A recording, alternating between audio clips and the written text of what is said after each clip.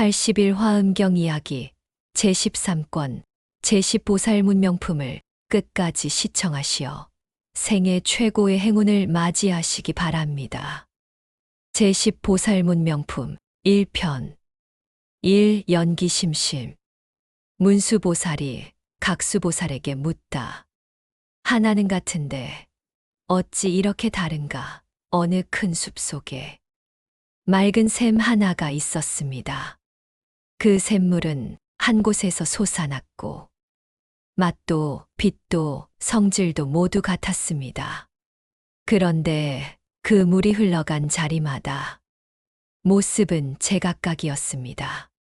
어떤 곳에서는 향기로운 꽃밭을 적셨고 어떤 곳에서는 메마른 돌밭을 지나며 흘탕물이 되었습니다.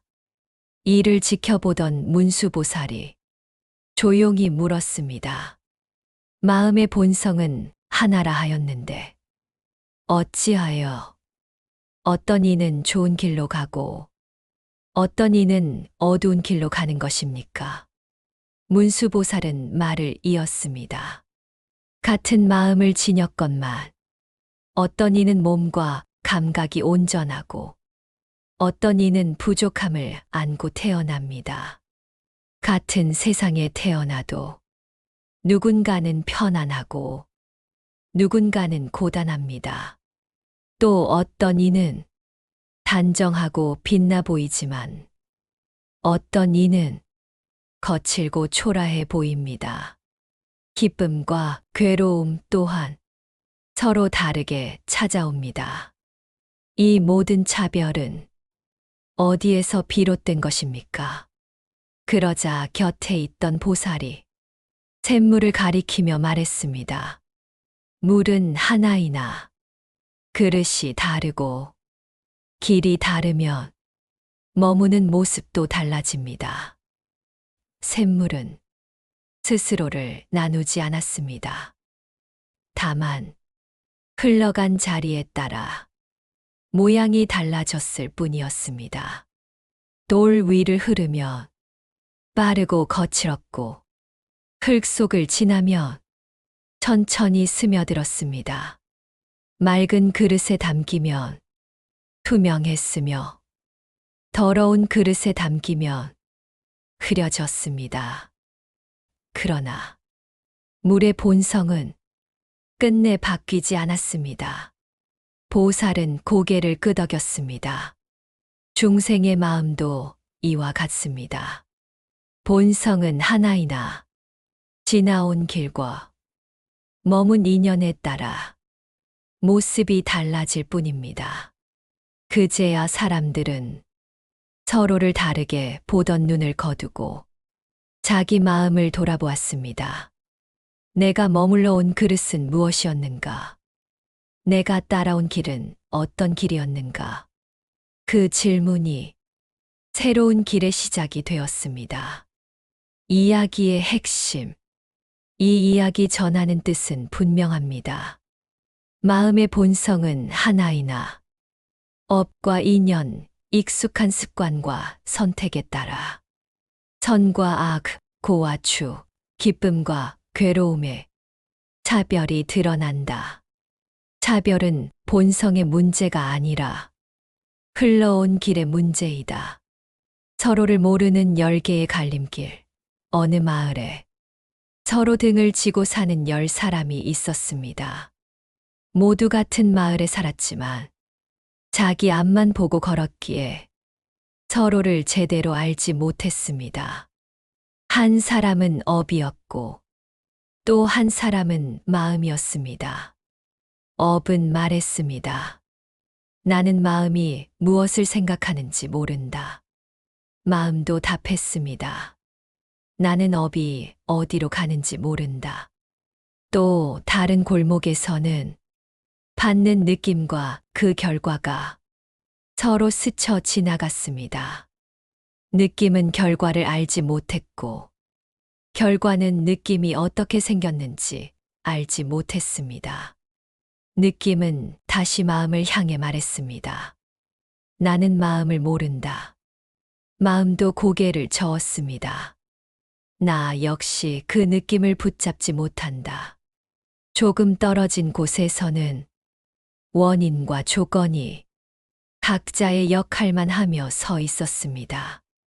원인은 조건을 모른 채 씨를 뿌렸고, 조건은 원인을 모른 채 바람과 비를 불러왔습니다. 그 옆에서는 지혜와 대상이 서로를 가리키고 있었습니다. 지혜는 대상에 집착했고, 대상은 지혜를 가두었습니다. 이 10사람은 서로를 원망하지도 돕지도 않았습니다. 그저 저쪽이 문제다라고만 생각했습니다. 그때 각수보살이 마을 한가운데 섰어 조용히 말했습니다. 너희가 서로를 모르는 것이 문제가 아니다. 너희가 각각 따로 실제한다고 믿는 것이 진짜 문제다. 보살의 말이 끝나자 사람들은 멈춰서서 자기 발밑을 보았습니다. 업은 마음에서 일어났고, 마음은 업을 따라 익숙해졌으며, 느낌은 조건에 따라 생겼고, 결과는 느낌의 그림자였으며, 지혜와 대상은 서로 기대어 나타났을 뿐이었습니다. 그들은 비로소 깨달았습니다. 우리가 서로를 몰랐던 것이 아니라 하나의 흐름을 쪼개어 보았기 때문에 길을 잃었던 것이구나. 그날 이후 마을은 달라졌습니다. 10사람이 하나가 된 것이 아니라 본래 하나였음을 알아차린 것뿐이었습니다. 이야기의 핵심. 이 이야기가 전하는 뜻은 분명합니다. 엄마음 느낌 결과 원인 조건 지혜 대상은 서로 따로 존재하는 것이 아니라 의지에 함께 일어나는 한 흐름이다. 이를 나누어 실체처럼 붙잡을 때 알지 못함이 생긴다. 모를수록 나뉘고 알수록 하나가 드러난다. 각수보살의 답, 귀 기울일 준비, 문수보살의 물음이 법회에 고요히 울려 퍼지자 대중의 시선이 한 보살에게로 모였습니다. 그는 각수보살이었습니다. 말이 빠르지도 목소리가 크지도 않았지만 그의 침묵에는 이미 답이 담겨 있었습니다. 각수보살은 문수보살을 향해 공손히 고개를 숙였습니다.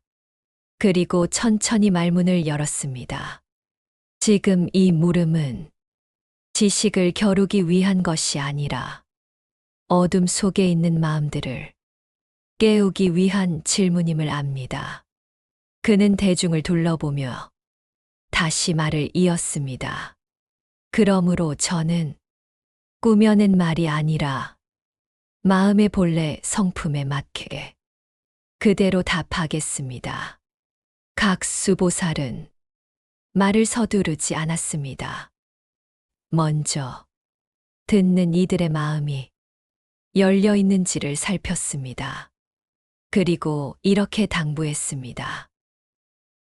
이 답은 귀로만 듣는 말이 아닙니다. 자기 마음을 비추며 차분히 들어야 비로소 길이 됩니다.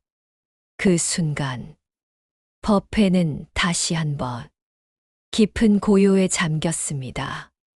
아직 답은 시작되지 않았지만 이미 많은 이들의 마음은 스스로를 돌아보고 있었습니다. 나는 정말 들을 준비가 되어 있는가? 그 물음이 이미 깨달음의 문 앞이었습니다. 각수보살은 그 고요를 확인한 뒤에야 다음 말을 준비했습니다. 이야기의 핵심. 이 이야기가 전하는 뜻은 분명합니다. 바른 답은 말의 기술에서 나오지 않고 듣는 마음이 열렸을 때 본래의 성품에서 그대로 흘러나온다. 깨달음은 설명보다 경청에서 먼저 시작된다. 서로 알지 못함의 이유. 넓은 들판에 그림자들이 흩어져 있었습니다. 그림자들은 서로를 가리키며 말했습니다. 내가 움직였기 때문에 내가 흔들린다. 아니다. 내가 서 있어서 내가 길을 잃었다. 그러나 해는 아무 말도 하지 않았습니다. 구름도 바람도 서로를 탓하지 않았습니다.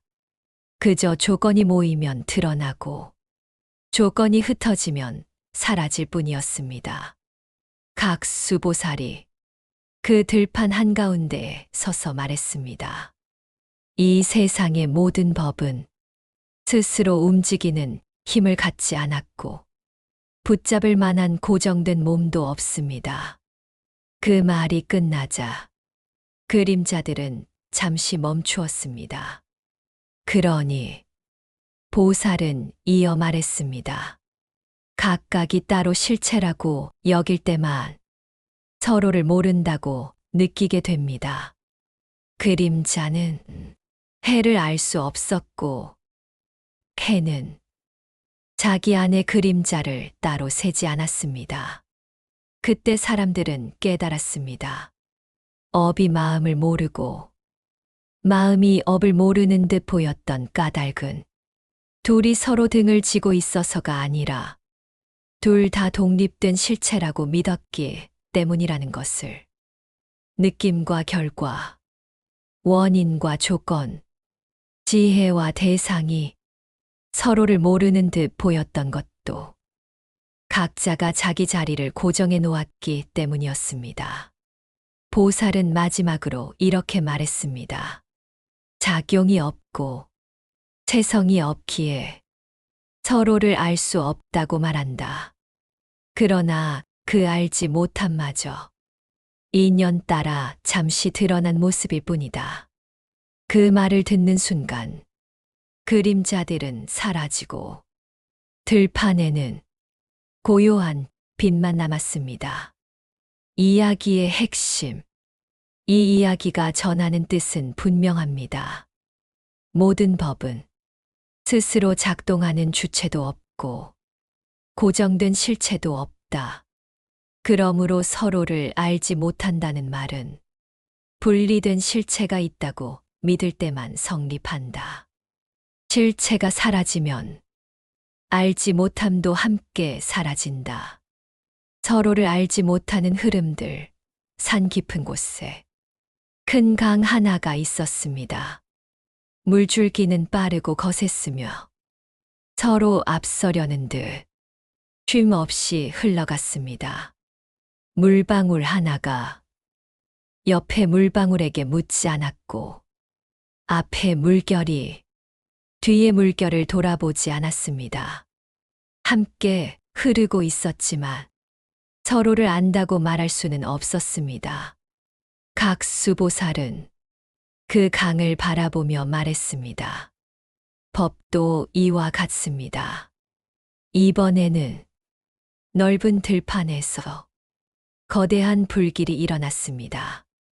불꽃들은 한순간에 함께 타올랐지만 서로를 부르지 않았고 서로를 알아보지도 않았습니다. 같은 불길 속에 있으되 각 불꽃은 자기 자리에서 타오를 뿐이었습니다. 보살은 다시 말했습니다.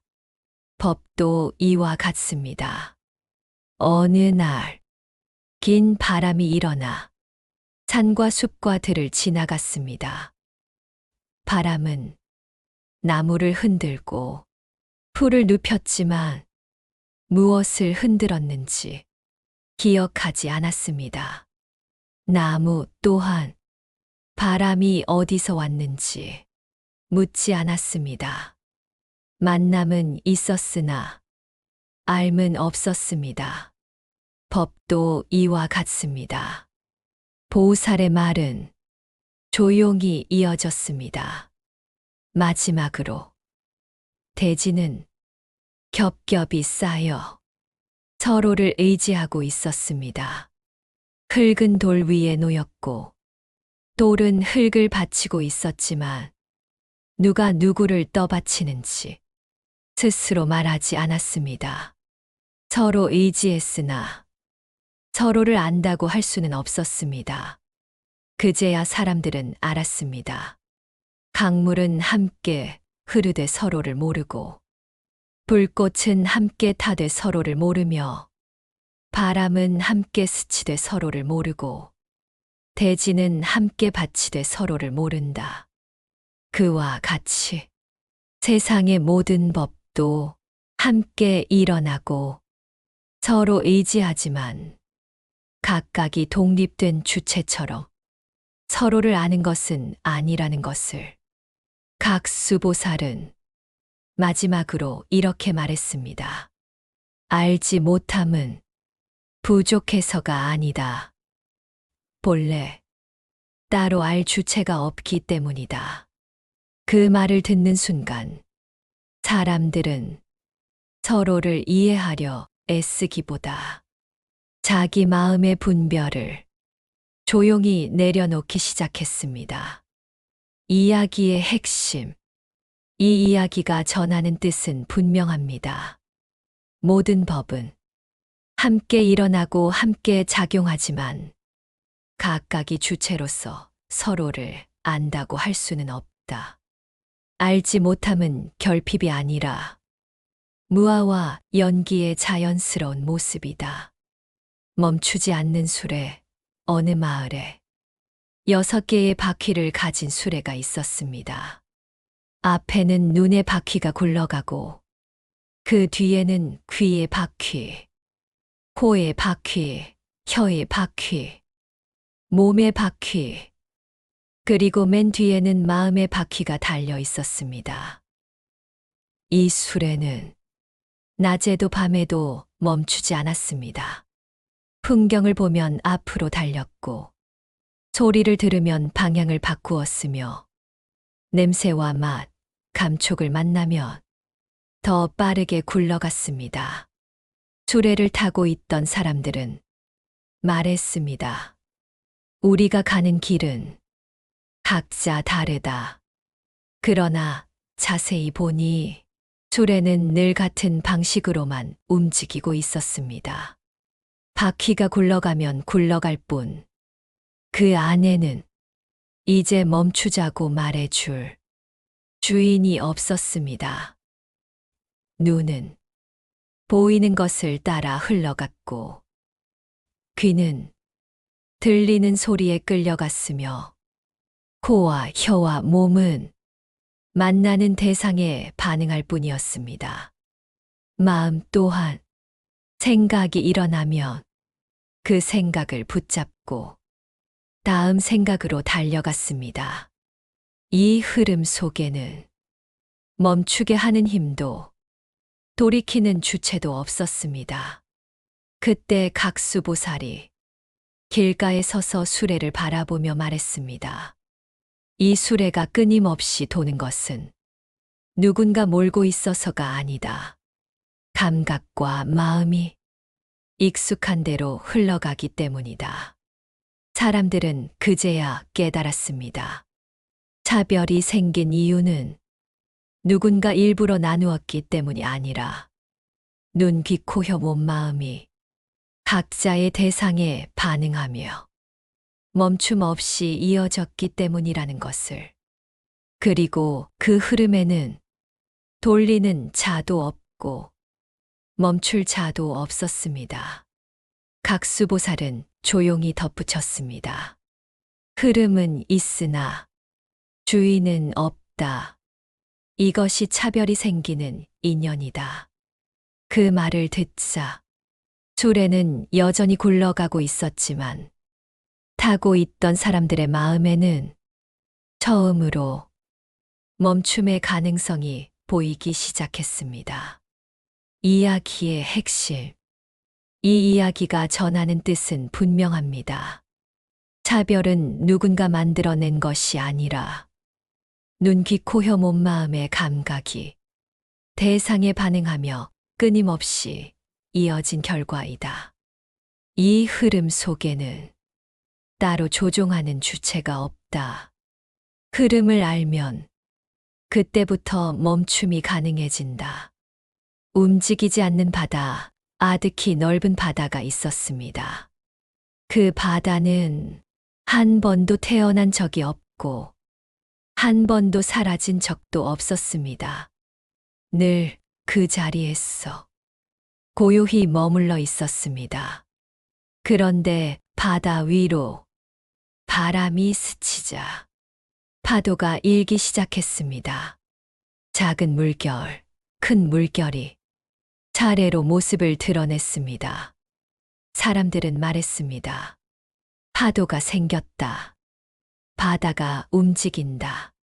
그러나 바다는 아무 말도 하지 않았습니다. 각수보살이 그 바다를 바라보며 말했습니다. 바다는 본래 나지도 않고 움직이지도 않는다. 다만 인연을 따라 파도처럼 보일 뿐이다. 파도는 스스로 나타났다고 말할 수 없었고, 바다도 무언가를 만들어냈다고 말할 수 없었습니다. 파도를 일으킨 주체도 없고, 드러난 대상도 따로 잡을 수 없었습니다. 보이는 것은 있었지만, 붙잡을 실체는 없었습니다. 사람들은 다시 물었습니다. 그렇다면 이 생겨남은 무엇입니까? 각수보살은 미소 지었습니다. 보이되 실제로 난 것은 아니다. 움직이는 것처럼 보이되 움직인 적은 없다. 그제야 사람들은 마음속에서 일어나는 수많은 생각과 감정이 파도와 같다는 것을 알아차렸습니다. 생각은 생긴 것처럼 보이지만 어디서 왔다고 할 수 없고 어디로 간다고도 말할 수 없었습니다. 그 바탕에는 언제나 고요한 바다가 있었습니다. 각수보살은 마지막으로 이렇게 말했습니다. 진연은 인연을 따라 드러나지만 능히 드러내는 자도 없고 드러나는 대상도 없다. 이 사실을 알면 생겨남에 놀라지 않고 사라짐에 매이지 않는다. 사람들은 파도를 미워하지 않았고 바다를 찾으러 멀리 떠나지도 않았습니다. 이미 자기 마음의 바탕이 그 바다였기 때문입니다. 이야기의 핵심. 이 이야기가 전하는 뜻은 분명합니다. 진연은 본래 나지도 않고 사라지지도 않지만 인연을 따라 마치 생겨나는 것처럼 드러난다. 그러나 그 안에는 드러내는 주체도 드러난 대상도 없다. 보이는 모든 것은 파도이고 그 바탕은 언제나 고요하다. 거울과 그림자, 어느 마을에 아주 맑은 거울이 하나 있었습니다. 그 거울은 아무것도 붙잡지 않았고 아무것도 밀어내지 않았습니다. 그저 비출 뿐이었습니다. 그런데 하루는 사람들이 거울 앞에 모여 서로 다른 말을 하기 시작했습니다. 여기엔 눈이 있다. 아니다, 귀가 있다. 이건 냄새고 저건 맛이다. 느껴지고 생각이 있다. 사람들은 거울에 비친 모습을 붙잡아 이름을 붙이고 서로 다투었습니다. 각수보살이 그 모습을 보고 말했습니다. 거울에는 눈도 없고 귀도 없으며 코와 혀와 몸과 마음도 없다. 다만 빛일 뿐이다. 사람들은 의아해했습니다. 그렇다면 우리가 보고 듣고 느끼는 것은 무엇입니까? 보살은 부드럽게 대답했습니다. 모두 비어 있으되 망심이 분별하여 있는 것처럼 여길 뿐이다. 그때 한 사람이 거울을 닦기 시작했습니다. 먼지를 닦자 모양은 더 또렷해졌지만 거울 속에는 아무것도 쌓이지 않았습니다. 또 한 사람은 거울을 가리키며 말했습니다. 저 안에 내가 있다. 보살은 고개를 저었습니다. 비친 것은 있으나 들어간 것은 없다. 눈이 보고 귀가 듣고 몸이 느끼는 것처럼 보였지만 실은 그 모든 것은 마음이 갈라놓은 이름이었습니다. 본래는 하나의 맑은 비춤이었으나 망심이 6갈래로 나누어 육근이라 부른 것이었습니다. 각 수보살은 마지막으로 이렇게 말했습니다. 비어있음을 알면 분별이 가벼워지고 분별이 가벼워지면 육근은 더 이상 너를 끌고 다니지 못한다. 그 말을 들은 사람들은 거울을 더 이상 붙잡지 않았고 비친 모습에도 매이지 않았습니다. 그 순간 마을은 여전히 같았지만 사람들의 마음은 한결 고요해졌습니다. 이야기의 핵심. 이 이야기가 전하는 뜻은 분명합니다. 눈, 귀, 코, 혀, 몸, 마음은 본래 고정된 성품이 없는 공한 존재이지만 망심이 분별하여 있는 것처럼 여긴다. 분별을 내려놓을수록 본래의 맑은 비춤이 드러난다. 이름 없는 들판, 어느 수행자가 끝없이 펼쳐진 들판에 섰습니다. 그는 풀을 보며 풀이라 하지 않았고 바위를 보며 바위라 부르지 않았습니다. 그저 바라볼 뿐이었습니다. 잠시 후 들판의 모습은 그대로였지만 수행자의 마음은 달라졌습니다. 붙잡을 이름이 사라지자 대상은 가벼워졌고 가벼워지자 서로를 밀치던 경계도 사라졌습니다. 그때 한 사람이 물었습니다. 모든 것이 이렇게 분명히 보이는데 어찌 성품이 없다고 말합니까? 수행자는 미소 지었습니다. 보이기 때문에 성품이 없는 것입니다. 그는 바람을 가리켰습니다. 바람은 방향을 바꾸었지만 어디에도 머물지 않았습니다. 구름은 모였다 흩어졌지만 자기 것을 주장하지 않았습니다. 있는 듯 보이나 스스로로 굳어있지 않다. 그가 조용히 말했습니다. 수행자는 사물의 겉모습을 넘겨다보았습니다. 그러자 나와 너의 경계가 얇아졌고 옳고 그름의 칼날도 자연히 무뎌졌습니다. 그 눈은 생각으로 만든 눈이 아니었고 비교로 얻은 눈도 아니었습니다. 그저 있는 그대로를 꿰뚫어 보는 법의 눈이었습니다. 사람들은 그제야 알았습니다.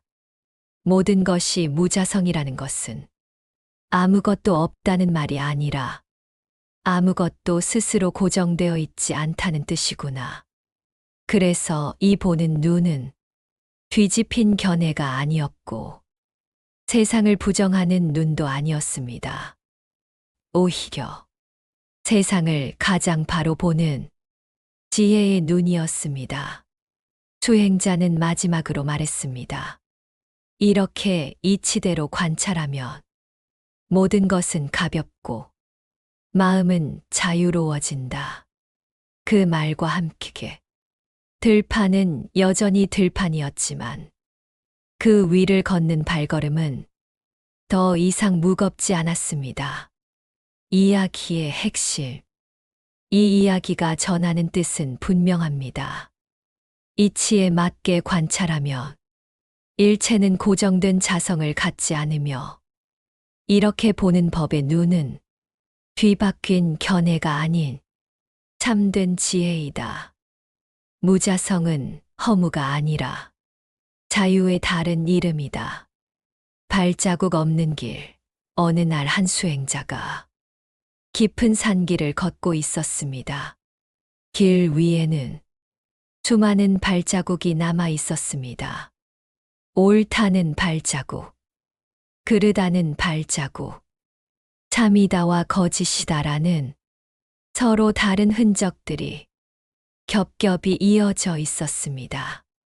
수행자는 그 발자국들을 하나하나 밟으며 앞으로 나아갔습니다. 그러다 문득 멈춰 섰습니다. 그는 스스로에게 물었습니다. 이 발자국들이 정말 길인가? 아니면 길을 가리키는 표식인가? 그 순간 발자국은 길이 아니라 이야기라는 것을 알아차렸습니다. 마을에 이르자 사람들이 묻기 시작했습니다. 이것은 참입니까? 거짓입니까? 이 생각은 망입니까? 아니면 망이 아닙니까? 세속의 일입니까? 출세의 길입니까? 수행자는 미소 지으며 대답했습니다. 그 모든 것은 말로 편의상 나눈 이름일 뿐입니다. 그는 이름을 붙이지 않고 사람들의 얼굴을 바라보았습니다. 그러자 옳고 그름의 그림자가 옅어졌고 참과 거짓의 경계도 자연히 풀어졌습니다. 말이 멈춘 자리에서 마음은 더 깊이 움직이고 있었습니다. 수행자는 세속과 출세라는 두 언덕 사이에 섰어. 한 발 물러섰습니다. 그리고 두 언덕을 함께 보았습니다. 그 순간 어느 쪽에도 머물지 않자 길은 저절로 사라졌습니다.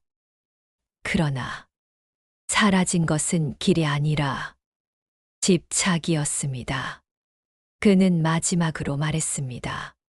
참도 거짓도, 망도 망이 아님도, 세간도 출세간도 모두 가리키기 위한 말일 뿐입니다. 말을 내려놓으면 자취마저 남지 않습니다. 그 말을 듣는 이들은 이해하려 애쓰지 않았습니다. 다만 한 걸음 가볍게 숨을 고를 뿐이었습니다. 그 순간 모두가 이미 길 위에 서 있음을 느꼈습니다. 이야기의 핵심. 이 이야기가 전하는 뜻은 분명합니다. 참과 거짓, 망과 비망, 세간과 출세간은 모두 편의상 세운 말일 뿐이며 그 말에 집착을 내려놓을 때 자취 없는 자유가 드러난다. 길을 버리면 이미 도착해 있다. 이 교화심심. 모습을 바꾸는 등불, 깊은 밤. 하늘에는 별이 가득했지만 마을마다 밝음의 모양은 달랐습니다. 어떤 곳은 작은 등불 하나로도 환했고 어떤 곳은 큰 불빛 속에서도 길을 잃었습니다. 문수보살이 제수보살에게 물었습니다. 중생이란 실체가 없다 하였는데 어찌 열애는 때에 맞추어 나타나고 수명에 맞추어 머물며 몸과 행과 이해에 따라 모습을 달리하여 중생을 교화하십니까? 제수보살은 한 손에 등불을 들고 마을 길로 나섰습니다. 아이들이 모인 곳에서는 낮은 불빛으로 길을 밝혔고 노인이 쉬는 곳에서는 눈부시지 않게 빛을 가렸습니다. 그는 말했습니다. 빛은 하나이나 비추는 방식은 다릅니다. 장터에서는 사람들의 말이 복잡했습니다. 제수보살은 그들의 말투로 말했고 그들의 관심으로 설명했습니다. 그러자 서로 엇갈리던 마음이 조금씩 풀렸습니다. 숲으로 가니 말이 닿지 않는 이들이 있었습니다. 그는 말 대신 함께 걸었고 함께 숨 쉬었습니다. 그 침묵이 오히려 가르침이 되었습니다. 어떤 이는 생각이 많아 길을 잃었고 어떤 이는 마음이 기울어 쉽게 상처받았습니다. 제수보살은 그들의 생각에 맞추어 질문을 던졌고 그들의 마음이 좋아하는 방향으로 한 걸음 앞에 등불을 놓았습니다. 그는 억지로 끌지 않았고 정답을 들이밀지도 않았습니다. 그저 각자의 속도에 맞추어 같은 길을 비추었을 뿐입니다. 문수보살이 고개를 끄덕였습니다. 중생이란 고정된 모습이 없으니 교화 또한 고정될 수 없겠군요. 제수보살이 답했습니다. 그렇습니다. 열애는 중생을 바꾸려 하지 않고 중생이 스스로 밝아지도록 모습을 바꿀 뿐입니다. 그날 밤 마을에는 수많은 등불이 켜졌습니다. 모양도 크기도 달랐지만 서로의 길을 가리지 않았습니다. 사람들은 알게 되었습니다. 교화가 깊다는 것은 말이 많다는 뜻이 아니라 내 삶의 자리에서 바로 통하는 빛이 있다는 뜻이구나. 이야기의 핵심. 이 이야기가 전하는 뜻은 분명합니다. 중생이란 고정된 실체가 없기에 열애의 교화 또한 하나의 방식에 머물지 않는다. 때수명모맹이의 말마음에 즐거운 방편사유 관찰에 맞추어 같은 지혜가 다른 모습으로 드러난다. 이것이 교화심심이다. 고요를 사랑하는 이의 문턱, 법회가 깊어질수록 말은 줄어들고 숨결은 고요해졌습니다. 그 고요 속에서 제수보살이 천천히 앞으로 나섰습니다. 그의 얼굴에는 오래 들은 사람만이 지닌 잔잔한 평안이 깃들어 있었습니다. 많이 들었으되 떠들지 않았고 깊이 알았으되 앞서지 않았습니다. 제수보살은 문수보살을 향해 말했습니다. 지금 물으신 이 뜻은 시끄러운 마음으로는 닿기 어렵습니다. 고요를 즐기고 많이 들었되 마음에 쌓아 두지 않는 이에게 열리는 경계입니다. 그는 대중을 한번 둘러보았습니다. 눈빛은 부드러웠고 서두름은 없었습니다. 그러니 제가 말하더라도 이것은 설명이 아니라 가리킴일 뿐입니다. 지금 이 말을 잡으려 하지 말고 들리는 대로 흘려보내며 들으십시오. 제수보살의 말은 이미 가르침이었습니다. 무언의 문턱에서 사람들은 스스로를 가다듬었습니다. 듣는다는 것은 채우는 일이 아니라 비우는 일이구나. 그는 마지막으로 조용히 덧붙였습니다.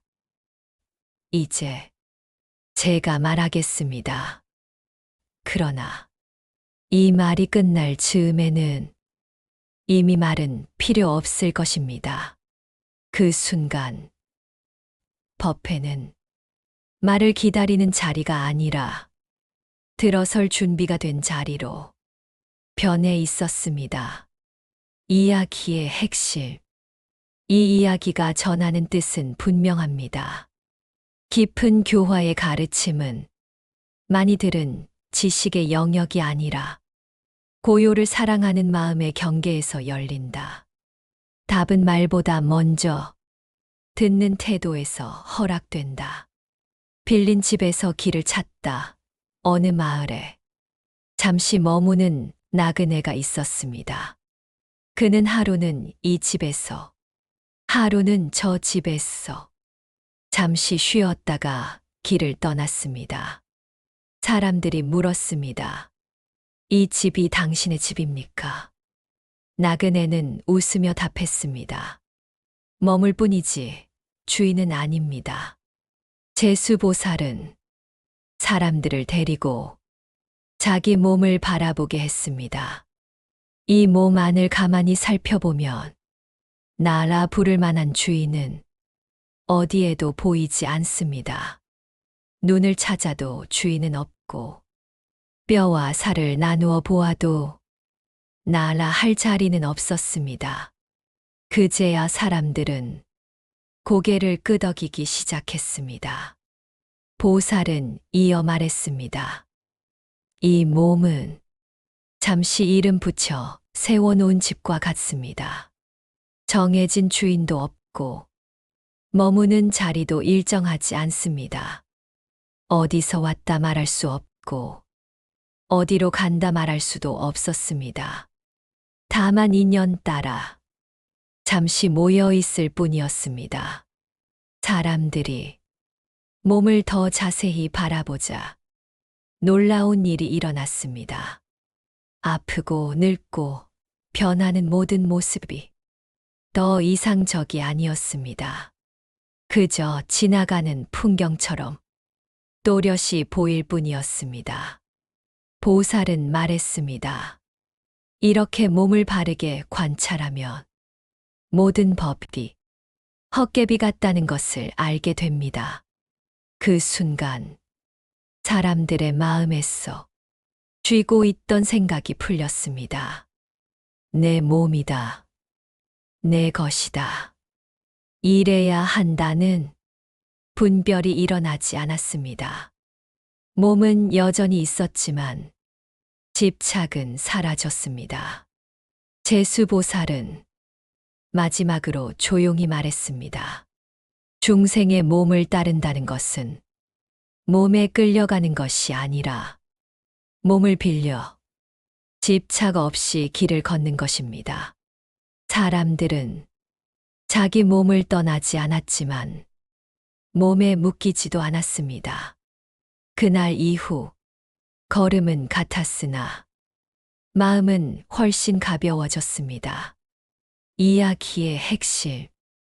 이 이야기가 전하는 뜻은 분명합니다.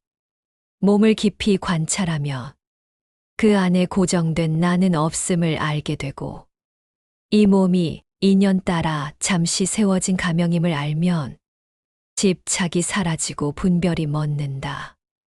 이것이 중생의 몸을 따르는 교화이다.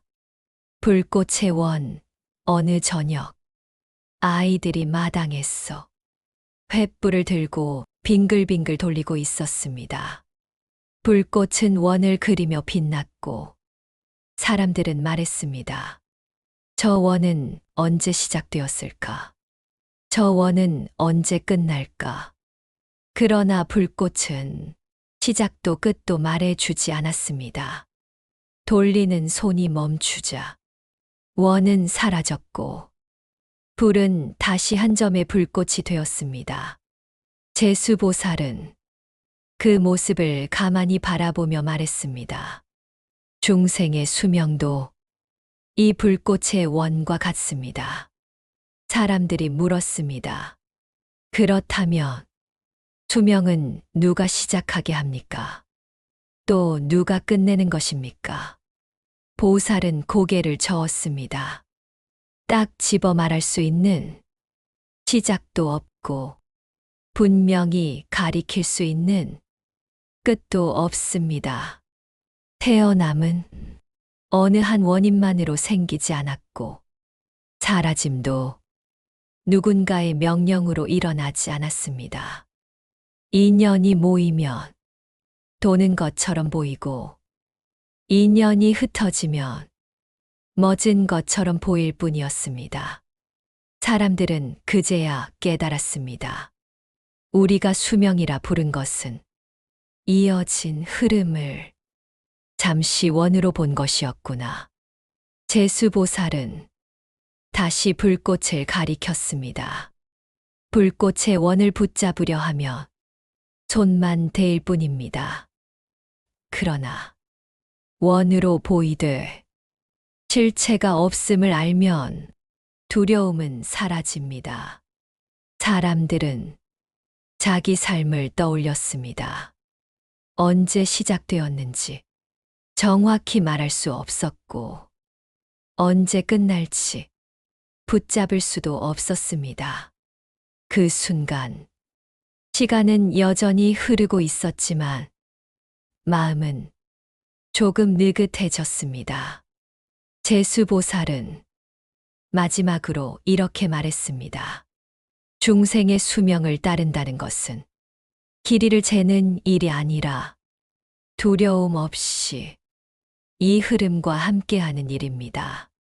그 말이 끝나자 횃불은 꺼졌고 밤은 고요해졌습니다.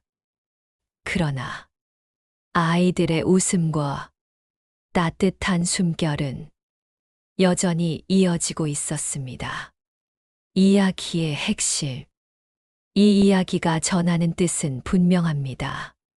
수명은 누군가가 만들거나 없애는 실체가 아니라 인연 따라 이어져 마치 원처럼 보이는 흐름이다. 시작과 끝을 붙잡지 않을 때 삶에 대한 두려움은 잦아든다. 스스로 보는 눈, 어느 마을에 늘 묻기만 하는 사람들이 있었습니다. 이것은 얼마나 오래 갑니까? 이것은 정말 내 것입니까? 이 모습은 언제까지 유지됩니까? 그러자 한 지혜로운 이가 그들을 높은 언덕으로 데려갔습니다.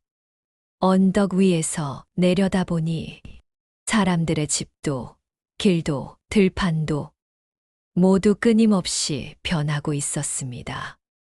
아침의 연기는 사라지고 저녁의 불빛이 다시 켜졌습니다. 지혜로운 이는 말했습니다. 보십시오. 있는 것은 머무르지 않고 없어지는 것도 붙잡을 수 없습니다. 사람들이 다시 물었습니다. 그렇다면 무엇이 진짜입니까? 지혜로운 이는 조용히 손을 놓으며 대답했습니다. 붙잡으려는 그 마음이 가장 먼저 놓여야 합니다. 그는 사물의 겉모습을 하나하나 설명하지 않았습니다. 대신 보는 법을 보여주었습니다. 변하는 것은 영원하지 않음을 보게 했고, 모이는 것은 주인이 없음을 보게 했습니다. 그러자 사람들의 눈에서 형상에 대한 집착이 조금씩 풀려나갔습니다. 지혜로운 이는 말했습니다. 이렇게 관찰하면 모든 법은 공하여 나라 할 자리가 없습니다. 그 말이 떨어지자 옳고 그름, 있다 없다, 좋다 나쁘다의 경계가 부드럽게 옅어졌습니다. 사람들은 더 이상 형상을 쫓지 않았고 형상을 버리려 애쓰지도 않았습니다. 그저 드러나는 대로 보고 지나가는 대로 놓아주었습니다. 그 순간 마음은 아무 것에도 걸리지 않았습니다. 지혜로운 이는 마지막으로 이렇게 말했습니다. 중생의 관찰을 따른다는 것은 대상을 바꾸는 일이 아니라 보는 눈을 맑히는 일입니다. 언덕을 내려오는 발걸음은 여전히 같았지만 사람들의 마음은 한결 자유로워졌습니다. 이야기의 핵심. 이 이야기가 전하는 뜻은 분명합니다. 지혜로운 관찰은 모든 것이 무상하고 모든 법에 고정된 나가 없음을 보게 하며, 이렇게 볼 때 형상에 대한 집착에서 영원히 벗어난다. 이것이 중생의 관찰을 따르는 교화이다. 꿈길을 건너는 발걸음. 어느 날 밤, 한 사람이 긴 꿈을 꾸었습니다. 꿈 속에서 그는 부자가 되기도 했고, 가난해지기도 했으며, 기뻐 울다가 두려워 떨기도 했습니다. 그러나 아침에 눈을 뜨자 그 모든 장면은 손에 잡히지 않았습니다. 분명 겪은 듯 했지만 붙잡을 것은 아무것도 없었습니다. 제수보살은 그 사람에게 말했습니다. 중생이 받는 모든 결과는 각자의 업을 따라 생기지만 그 모습은 꿈과 같아 참으로 굳지 않습니다. 사람은 하루의 생각으로 다음 순간의 길을 만들고 그 길 위에서 다시 다른 결과를 만납니다. 그러나 그 결과는 머무르지 않습니다. 한 생각이 일어나면 이미 다른 생각이 사라지고 앞의 장면이 끝나면 뒤의 장면도 곧 바뀝니다. 사람은 물었습니다. 그렇다면 지금의 고통도 지금의 기쁨도 진짜가 아닙니까? 보살은 고개를 끄덕였습니다.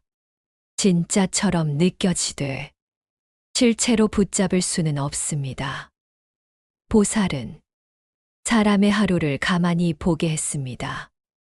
아침의 마음은 저녁의 마음이 아니었고 어제의 결심은 오늘의 생각과 달랐습니다. 모든 것은 순간순간 나타났다 사라졌습니다. 제수보살은 마지막으로 이렇게 말했습니다.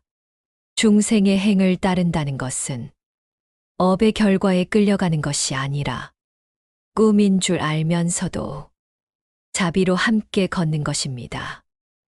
그러면 괴로움에 매이지 않고 기쁨에 취하지도 않습니다. 사람은 삶이 여전히 이어지고 있음을 느꼈지만 그 발걸음은 이전보다 훨씬 가벼워졌습니다. 꿈길을 걷되 꿈에 붙잡히지 않는 길. 그것이 보살이 중생의 행을 따르는 방식이었습니다. 이야기의 핵심.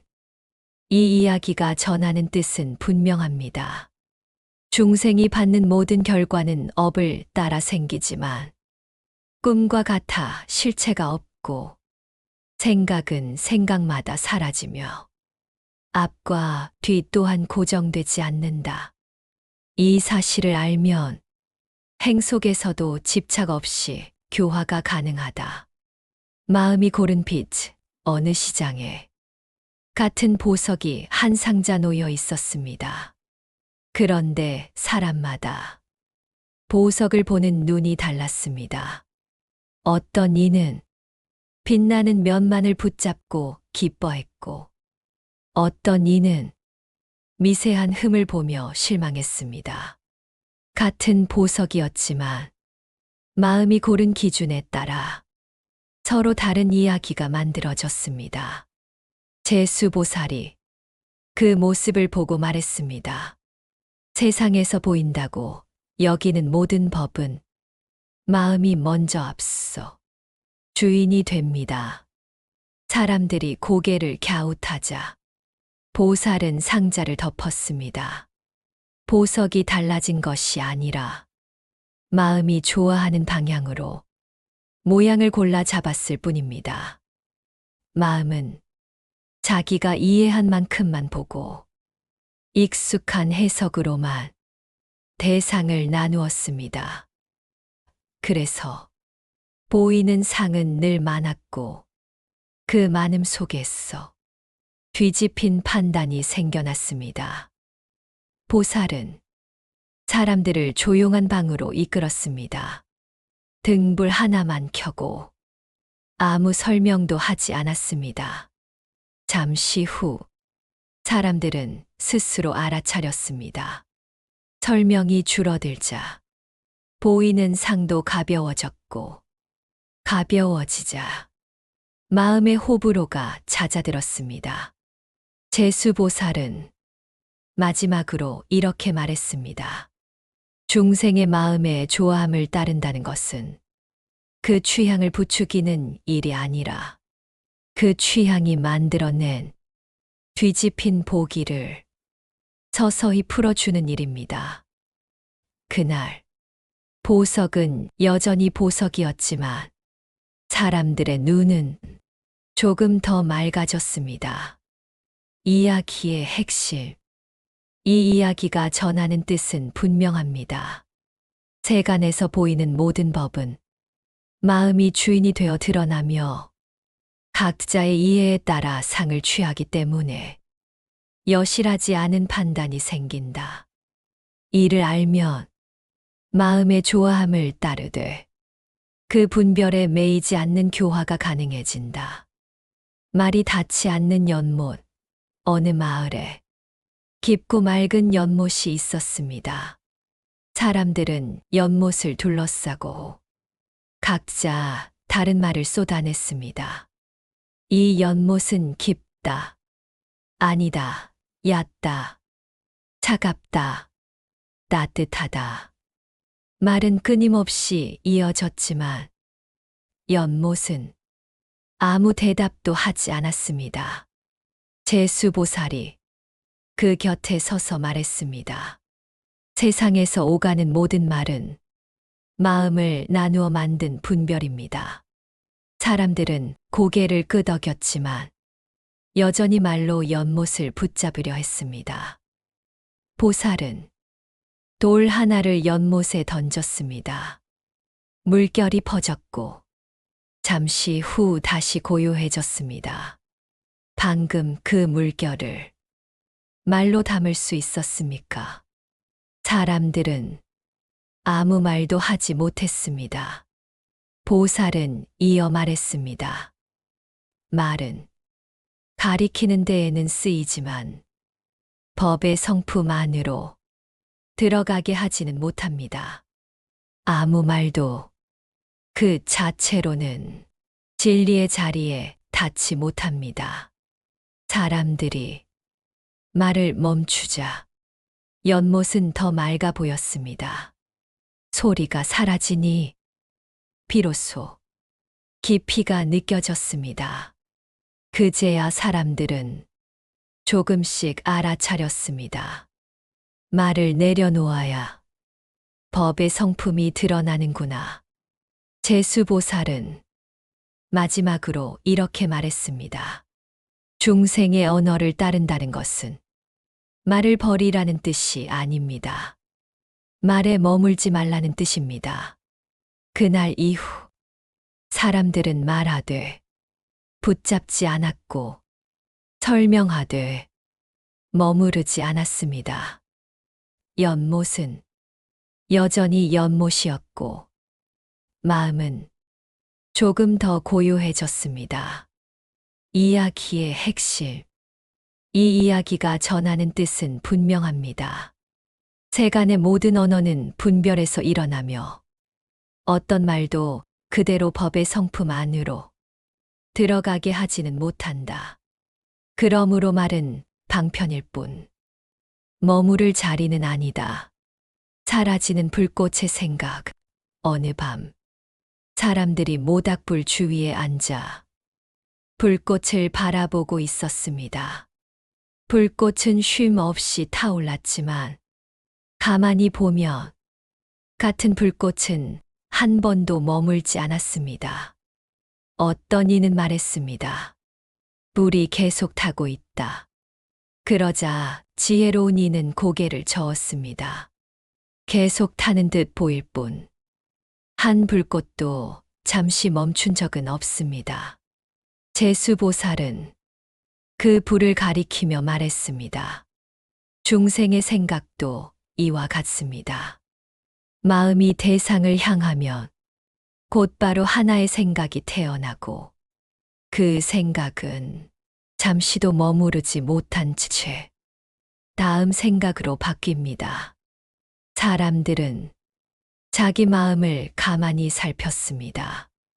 기쁨이 일어났다 사라지고 걱정이 고개를 들었다가 이미 다른 생각으로 바뀌어 있었습니다. 생각은 원인과 대상을 만나 수없이 생겨났지만 생기자마자 곧 사라졌습니다. 제수보살은 말했습니다. 생각이 많아 괴로운 것이 아니라 생각이 머문다고 믿기 때문에 괴로움이 커집니다. 사람들이 생각을 붙잡지 않고 바라보자 놀라운 일이 일어났습니다. 생각은 여전히 일어났지만 마음을 끌고 가지 못했습니다. 마치 불꽃이 손을 대지 않듯 생각도 마음을 태우지 못했습니다. 제수보살은 마지막으로 이렇게 말했습니다. 중생의 생각을 따른다는 것은 생각을 없애는 일이 아니라 생각이 생각임을 알아 함께 흘러가는 것입니다. 그 말을 듣는 순간 사람들은 머릿속이 텅 빈 것이 아니라 한결 가벼워졌음을 느꼈습니다. 불은 계속 타고 있었지만 밤은 더 고요해졌습니다. 이야기의 핵심. 이 이야기가 전하는 뜻은 분명합니다.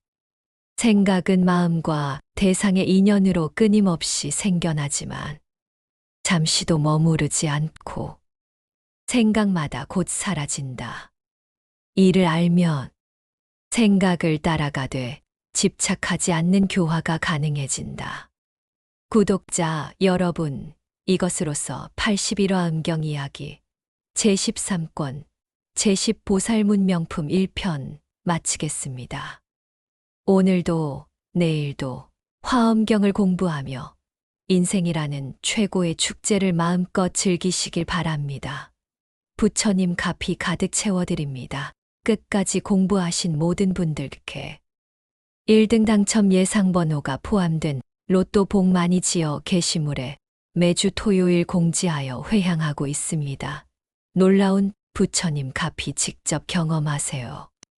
80일 화음경 이야기 제13권 제10보살문명품 2편에서 뵙겠습니다. 성불하세요. 나무 아미타불 관세음보살